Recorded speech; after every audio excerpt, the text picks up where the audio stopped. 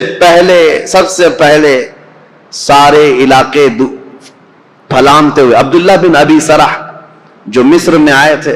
یہاں سے انہوں نے سب سے پہلے جو داخلہ کیا وہ افریقہ کے جنگلات میں اور بربر قوم کے سامنے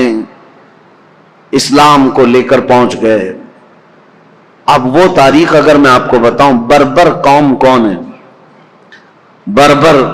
یہ لفظ ہی مشہور ہو گیا، جب کبھی کوئی بہت زیادہ سختی کرتا ہے تو اس کو کہتے ہیں ظلم و بربریت۔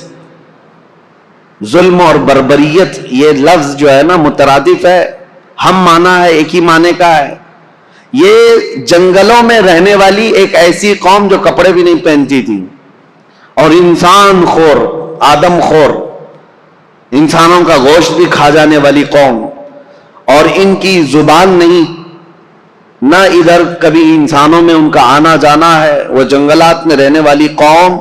اور ذرا برابر ان کے دل میں رحم نہیں، جس چیز کو دیکھیں مار ڈالیں، بہت سختی کے ساتھ مار ڈالیں، اور نہ ہی کوئی تہذیب، کوئی سلیقہ، نہ کوئی اخلاق، عام سی زندگی گزارتے، جانوروں کی طرح رہتے، بلکہ ان کے ہاں مردوں اور عورتوں کا اختلاط ایسے ہی ہوتا تھا جیسے جانوروں کا ہوتا ہے۔ یہ بربر قوم افریقہ کے جنگلات میں رہنے والی، اس قوم کے پاس بھولے بھٹکے اگر کوئی انسان پہنچ بھی جاتا تو ان کا لقمہ بن جاتا تھا، شام میں اس کا کباب بننے والا ہوتا،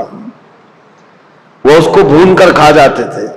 اس سخت ترین قوم کے پاس جانا ایک بہت بڑا چیلنج تھا۔ رسول پاک صلی اللہ تعالی علیہ وسلم کے عظیم ترین صحابہ جو چٹانوں کے پاس بھی جمے رہ گئے، سمندروں کو بھی انہوں نے پھلانگ دیا، وہ انسانوں کی ایک جماعت سے کیسے پیچھے ہٹتے، وہاں پر بھی پہنچ گئے، افریقہ کی اس بربر قوم کے پاس پہنچے۔ اب آپ کو میں بتاؤں، وہ بربر قوم جو آدم خور تھی، انسانوں کو کھاتی، ظلم ان کا بہت انتہا کو رہتا، وہ اچانک دائرہ اسلام میں آئے، میرے مصطفیٰ کریم صلی اللہ علیہ وسلم کے سچے غلاموں میں شامل ہوئے۔ کیسے یہ انقلاب آ سکتا ہے؟ کبھی آپ سوچیں،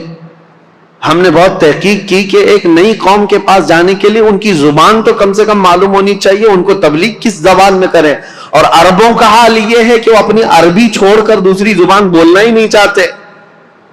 آج تک آپ جا کر کے دیکھیں، انگلش میں بولنے کو وہ عیب سمجھتے ہیں، آتی ہے انگلش سمجھتے ہیں لیکن انگلش بولنا نہیں چاہتے، کہتے ہیں نہیں ہماری زبان عربی ہے، باقی سب گونگے ہیں۔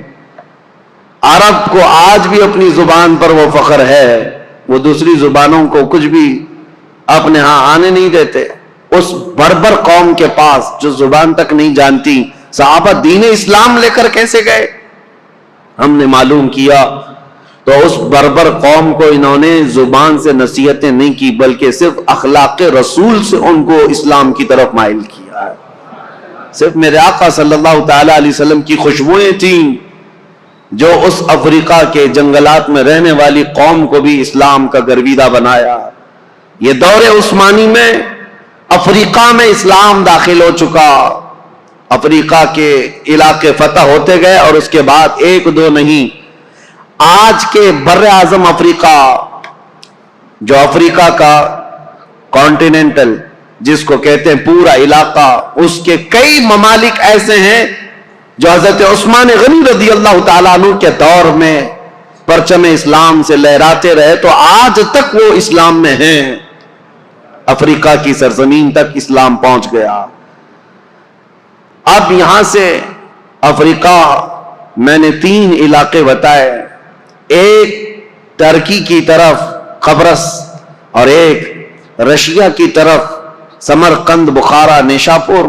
اور تیسرا افریقہ کی سرزمین تک اسلام کو پہنچانے والی جماعتیں حضرت عثمان ابن عفان کے دور کی تھیں، اور سب سے پہلے سمندری سفر طے کر کے جانے والی جماعت بھی حضرت عثمان